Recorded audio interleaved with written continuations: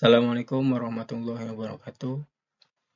Nama saya Dede Fauzi dari kelas 08 TPLM 007 dengan NIM 191011401883. Video ini adalah rangkaian dari tugas mata kuliah interaksi manusia dengan komputer, di mana sebelumnya sudah membuat makalah dengan tema prototyping, dan kemudian pada video ini dijelaskan apa saja yang terdapat dalam makalah tersebut. Oke, pertama adalah definisi dari prototyping. Prototyping merupakan salah satu metode pengembangan perangkat lunak yang saat ini banyak digunakan. Karena dengan metode prototyping ini, developer dan user dapat saling berinteraksi selama proses pembuatan sistem. Jadi, prototyping ini adalah uji coba perangkat, yang dimana perangkatnya itu belum final atau belum selesai. Tujuannya untuk mengetahui sistem yang diinginkan oleh user dapat berjalan dengan baik atau belum. Jika belum, nanti user akan memberikan masukan kepada developer untuk dilakukan evaluasi. Penggunaan metode prototyping ini digunakan karena sering terjadi salah paham antara user dan developer.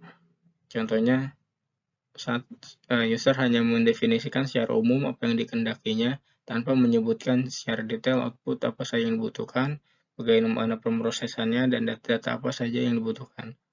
Sebaliknya, dari sisi developer, kurang memperhatikan efisiensi algoritma, kemampuan sistem operasi, dan interface yang menghubungkan manusia dan komputer. Kemudian, sini dijelaskan tentang sejarah prototyping. Yang pertama, mulai dari tahun 1960-an. Sejarah prototype dapat ditelusuri sampai pada akhir tahun 60-an, ketika seorang profesor teknik bernama Herbert Volcker mempertanyakan dirinya sendiri tentang kemungkinan melakukan hal-hal menarik dengan alat komputer dikontrol dengan otomatis mesin. Alat-alat mesin baru saja muncul di lantai pabrik itu. Volcker berusaha mencari jalan di mana alat-alat mesin otomatis dapat diprogram dengan menggunakan output dari program desain komputer. Kemudian, sejarahnya berlanjut pada tahun 1970-an. Volcker mengembangkan alat dasar matematika yang dengan jelas menggambarkan 3 aspek dimensi dan menghasilkan teori-teori awal dari teori algoritma dan matematika untuk pemodelan solid. Teori-teori ini membentuk dasar program komputer modern yang digunakan untuk merancang hampir segala mekanis, mulai dari mobil mainan terkecil sampai ke gedung pencakar langit tertinggi. Dari pengembangan Volcker 1970 ini, terus melalui tahapan-tahapan pengembangan oleh ilmuwan lain sehingga sistem prototyping yang saat ini digunakan tercipta.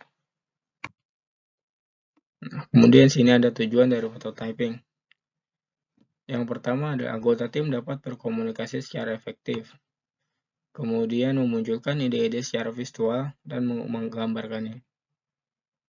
Yang ketiga, evaluasi dan feedback pada perancangan interaktif. Yang keempat, para perancang dapat mengeluarkan ide-idenya. Yang kelima, dapat membantu pemilihan di antara alternatif-alternatif. Yang keenam, investigasi, eksplorasi, dan pembandingan solusi perancangan yang berbeda. Yang ketujuh, stakeholder dapat melihat, menyentuh, berinteraksi dengan prototype. Yang kedelapan, mendapatkan informasi dan pemahaman tentang pengalaman pengguna. Oke, lanjut pada tahapan-tahapan prototyping. Dalam metode prototyping terdapat beberapa tahapan. Itu yang pertama adalah tahapan identifikasi kebutuhan. Dalam tahap ini, pengembang sistem beserta user akan bertemu dan user akan menjelaskan semua kebutuhan dalam membangun sistem yang diinginkan. Nah, tahap ini user akan memberitahu kepada pengembang apa saja yang dia butuhkan, bagaimana outputnya, bagaimana sistem kerjanya, data apa saja yang dibutuhkan. Tahap kedua itu membuat prototype. Nah, setelah user menjelaskan semua kebutuhan pembuatan sistem, para pengembang akan membuat prototipe dari sistem yang akan dibangun. Jadi, prototipe itu semacam demo, aplikasi demo, atau contoh yang nantinya akan dicoba oleh user. Apakah prototipe ini sudah sesuai dengan apa yang dibutuhkan oleh user tersebut. Tahap ketiga yaitu menguji prototipe. Setelah prototipe selesai dibuat, pengembang akan melakukan pengujian dengan cara membiarkan user menggunakan prototipe agar dapat menemukan masalah dalam proses kerja sistem tersebut. Para pengembang hanya akan melihat cara user menggunakan prototipe dan mendengar saran user akan kesulitan dalam penggunaan prototipe tersebut. Nah, jika ada saran dari user atau kesulitan, user harus memberitahu developer sehingga dilakukan perbaikan. Nah, tahap keempat yaitu perbaikan prototipe. Setelah pengembang menemukan masalah yang sudah diceritakan oleh user, kemudian akan melakukan modifikasi sesuai masukan dan mengembangkan aplikasi tersebut, aplikasi prototipe ya, prototipe yang sudah dicoba oleh user tersebut, sehingga dapat berjalan sesuai dengan kebutuhan user. Kemudian mengembangkan versi produksi. Pengembang merampungkan sistem sesuai dengan masukan terakhir dari user. Ini adalah tahapan-tahapan dari prototype. Oke, pembahasan berikutnya tentang dimensi prototyping. Dimensi yang pertama adalah penyajian.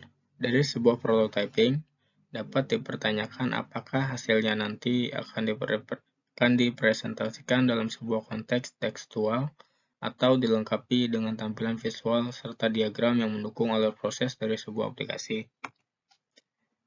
Oke, yang kedua adalah lingkup atau jangkauan.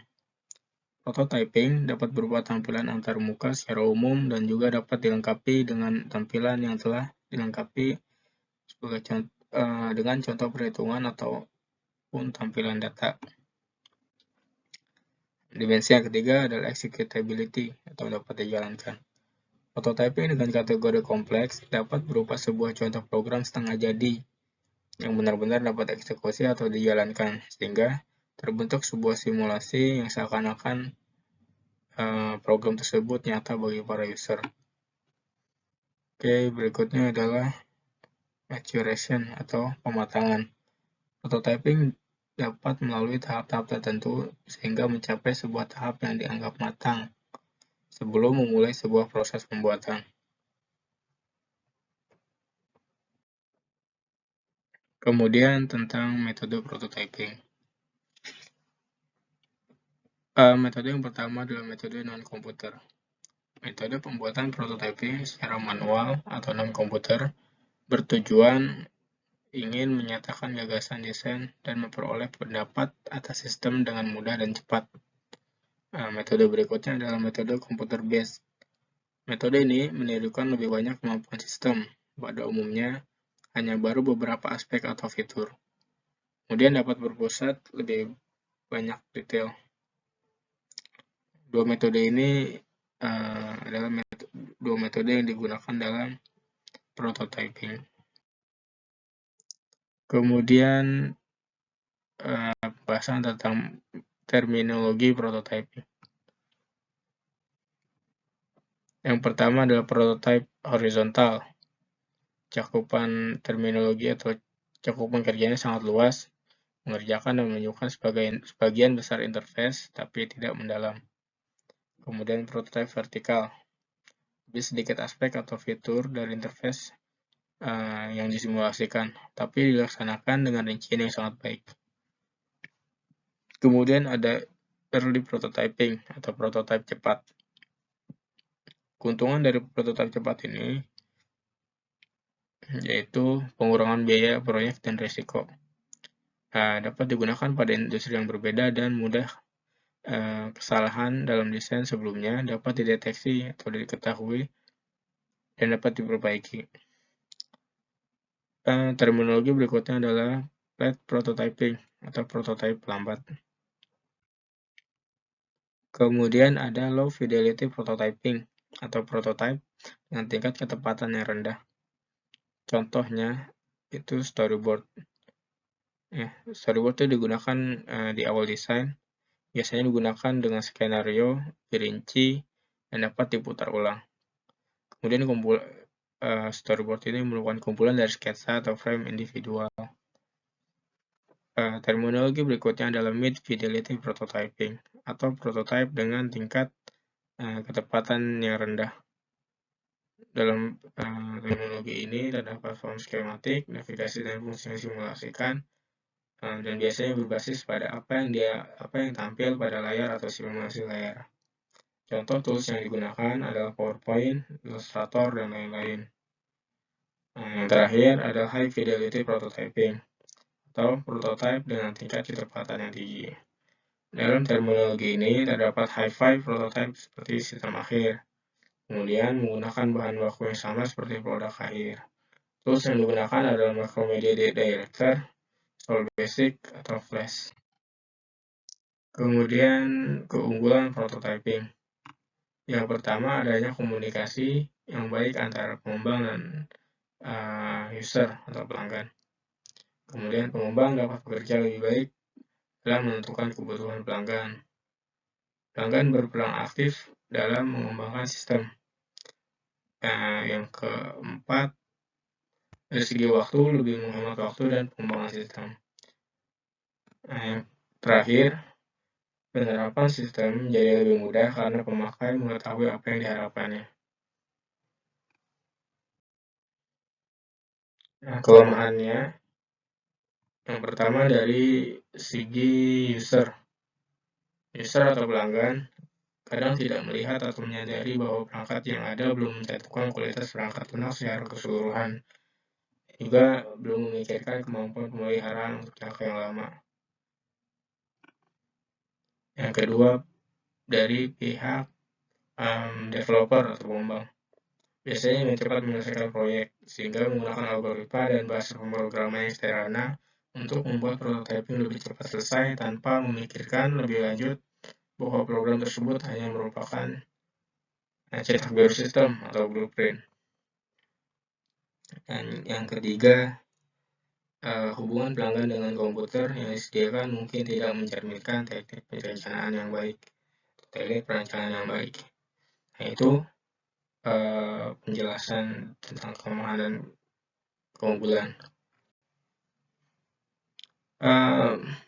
Mungkin cukup sekian pembahasan dari saya sedikit simpulkan bahwa metode prototyping digunakan untuk memudahkan pengembangan sistem, terutama untuk menghindari kesalahan miskomunikasi dari user dan developer, sehingga sistem yang dibuat dapat berjalan atau dapat berjalan dan dapat dibuat secara baik, secara bagus, kemudian dari segi waktu juga efisien, dari segi biaya efisien, dan menghindari miskomunikasi.